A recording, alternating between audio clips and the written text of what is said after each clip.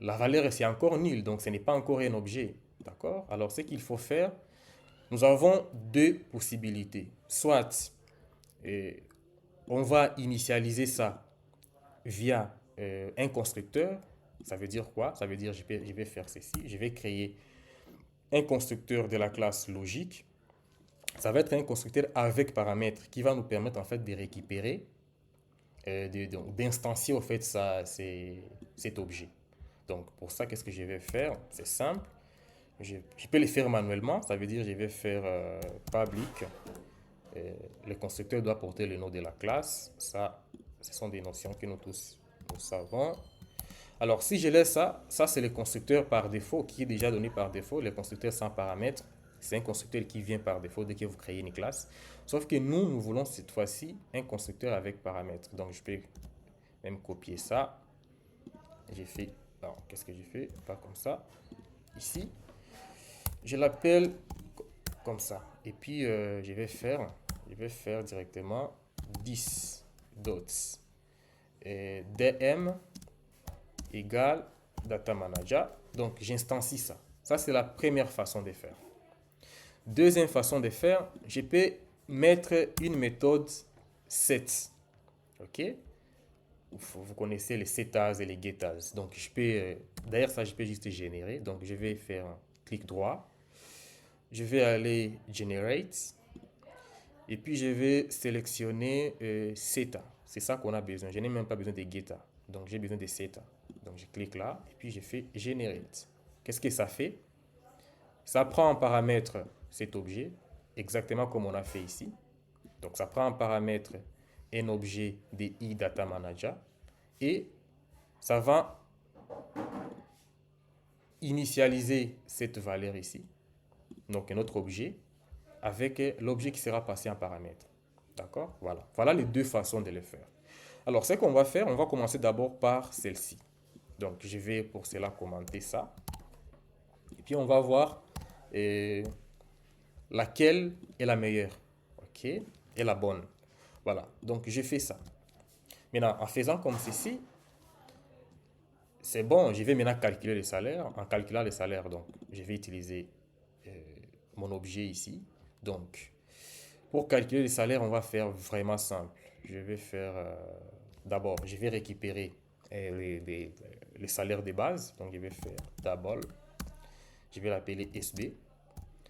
Ça va prendre 10 dots dm dots, voilà, get salaire base. Donc là, ça va me retourner directement le salaire de base qui est défini à ce niveau. Donc, je vais avoir 300.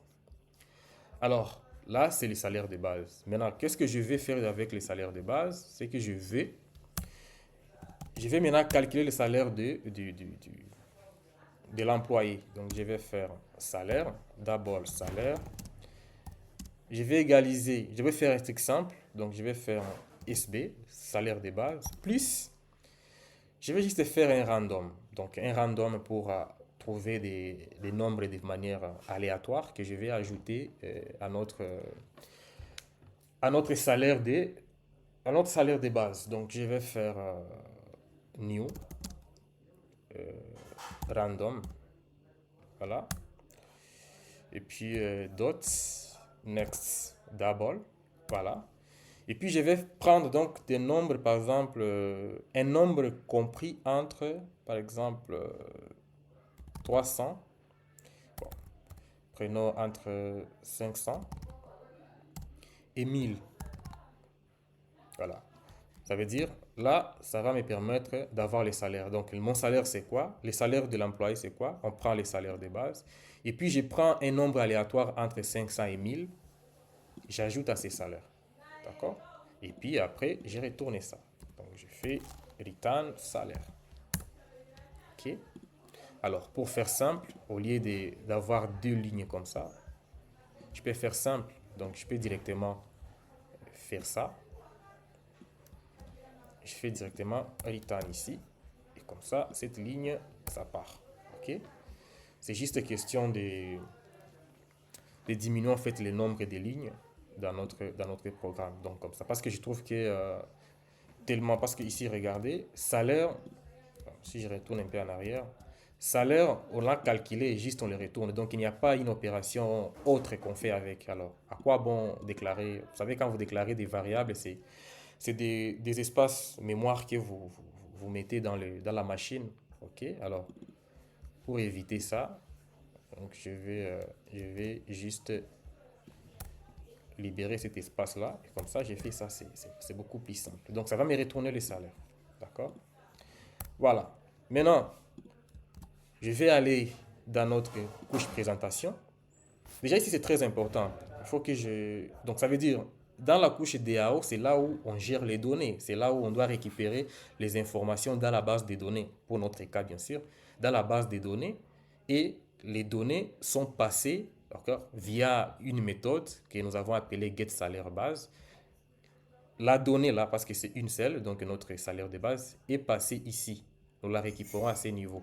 D'accord? Avec cette méthode. Et quand nous avons ça, nous faisons les métiers nécessaires. Donc, ici, nous sommes dans la couche métier. Les métiers que nous voulons, c'est nous voulons calculer le salaire, d'accord, de quelqu'un. Et nous retournons la valeur calculée. Maintenant, on va présenter maintenant les résultats. D'accord? Ça veut dire on a récupéré les informations dont on a besoin, ok, pour faire notre travail. On a fait le travail, on a fait les métiers. Maintenant, il est temps de présenter les résultats. Donc, je vais aller dans la couche présentation. Je vais créer une classe. Alors, la classe principale, c'est la classe main. D'accord? Et puis, dans la classe main, on va avoir besoin de la méthode main, la méthode principale. Voilà. OK? Alors, on va avoir besoin ici de quoi? Très simple.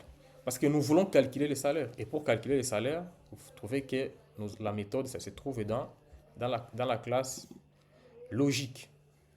Sauf que de la même manière qu'on a géré, qu'on a géré avec Data Manager, ok, on ne va pas appeler ici, on ne va pas faire on ne va pas faire, euh, on ne va pas déclarer une instance de la classe logique à ce niveau. D'accord? Tout simplement parce que si on fait ça, on va encore revenir dans notre cas ici. Vous voyez? Si nous faisons ça, c'est une mauvaise façon de faire. Vous voyez? Donc, au lieu de faire ça, ce que nous allons faire la bonne manière. La bonne manière, c'est, on va passer par l'interface. Voilà. Donc, ici, je vais plutôt utiliser quoi? Je vais utiliser iLogic. Donc, j'ai créé une instance de iLogic. Voilà.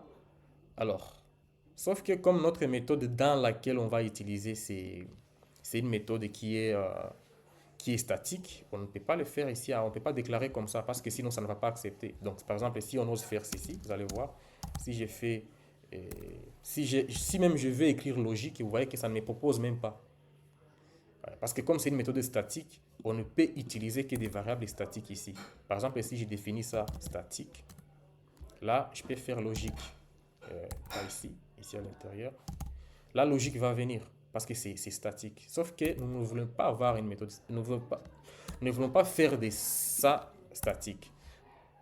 Nous voulons juste, donc pour faire simple, on va appeler ça, on va déclarer ça directement à l'intérieur. Donc on va instancier ça directement ici. Donc je vais faire iLogic égale à new. Alors, ici c'est très important, on va faire new quoi? On ne peut pas faire égal à new iLogic. On ne peut pas faire ça. Ça ne peut pas accepter. Tout simplement parce que new ne s'utilise qu'avec les classes. On ne peut pas instancier une interface. Donc même si on a déclaré une variable de type iLogic qui est une interface, mais quand on doit instancier cette variable avec une des classes qui implémente cette interface. Et pour notre cas, la seule classe que nous avons pour le moment qui implémente l'interface iLogic, c'est la classe logique. Donc nous allons faire égal à new logique. Là, ça doit passer. D'accord? Ça doit passer. Alors, et quand nous avons donc notre logique, nous voulons faire le calcul. Donc, nous allons faire d'abord salaire. On va faire appel maintenant à quoi? À la méthode calculer salaire qui se trouve dans la classe logique. Donc, je vais faire logique dot calculer salaire. Voilà. Et là, j'ai les salaires que je peux maintenant afficher.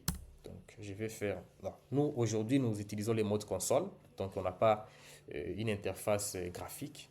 Donc, on va juste utiliser les modes console. Donc, je vais faire system.out.println. Je vais dire les salaires de l'employé. Les salaires de l'employé. Et voilà. Et puis, je mets les salaires. Alors, si nous lançons notre application, d'après vous, est-ce que ça va marcher? Alors là, je dois vous dire que ça ne peut pas marcher. Et je vais vous dire pourquoi après. Donc, je lance d'abord. Mais une chose qui est sûre, ça ne peut pas marcher. Voilà. Ça ne marche pas. Et c'est quoi la cause? Ici, on nous dit exception in thread main Java lang. Et puis, qu'est-ce qu'on nous dit ici? Null.exception. Donc, il y a une exception de type null.exception. Null.exception. Ça veut dire quoi? Ça veut dire tout simplement qu'il y a quelque part dans notre programme une variable qu'on a déclarée, mais qu'on n'a pas initialisée. Et puis, donc, on a commencé à utiliser cette variable-là sans l'utiliser. Et c'est où exactement? Donc, c'est bon. Notre environnement nous permet de le voir. Ça nous dit directement c'est à quel niveau. On nous dit ceci. On nous dit cannot invoke tout ceci, get salaire base, because this.dm is null. Et on nous dit at, on précise là où ça se trouve, c'est dans la classe logique à la ligne 16. Donc si je clique ici, bon, je peux aller directement à la ligne 16 pour aller chercher, mais comme encore grâce à l'environnement, ça me permet juste de cliquer là-bas et ça m'amène directement là où il y a les problèmes. C'est là, à la ligne 16. C'est quoi? C'est ce DM ici qu'on a utilisé, tel qu'on nous a expliqué. On nous a dit que ce DM est nul. Voilà. Pourquoi c'est nul? Regardez. Là, nous l'avons déclaré. Et puis, nulle part, on l'a instancié. On a dit qu'on va instancier ça avec setDM. Mais comme vous avez remarqué, il n'y a nulle part où on a fait appel à setDM. Même quand vous mettez le curseur, on va vous dire méthode setDM is never used. Ça n'a jamais été utilisé. D'accord? Donc, on l'a déclaré aussi.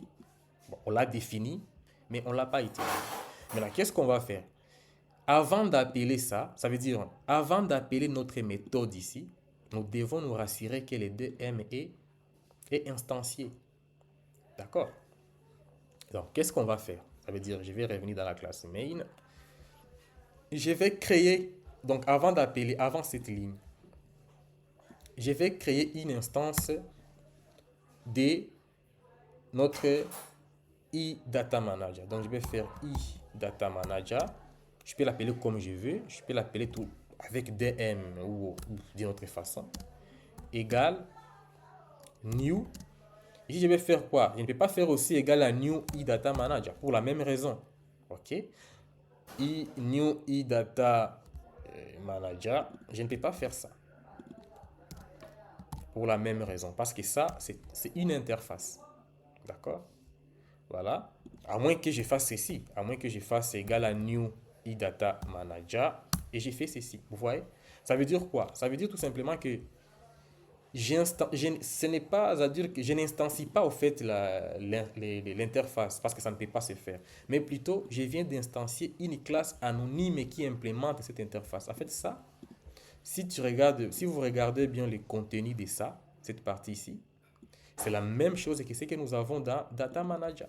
Ça, c'est le même contenu. Voilà. Donc, qu'est-ce que ça fait au fait quand vous tentez d'instancier une interface comme ça? Ça vous oblige au fait de faire, donc de créer, ça crée pour vous une classe abstraite qui redéfinit en fait toutes les méthodes qui sont dans l'interface. Alors, nous ne pouvons pas faire ça parce que si nous faisons ça, ça voudrait tout simplement dire que nous voulons faire une autre classe, ok, qui n'est pas celle-ci.